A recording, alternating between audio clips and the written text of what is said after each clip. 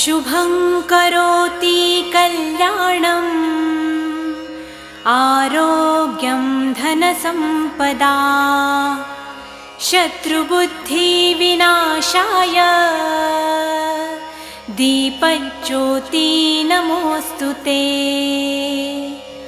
दिव्यादिव्यारे दीपत्कार कानी कुंडलमोतीहार दिव्याला पाहून नमस्कार तिळाचे तेल कापसाची वात दिवा तेवे देवापाशी उजेड पडे विष्णूपाशी माझा नमस्कार सर्व देव देवतांपाशी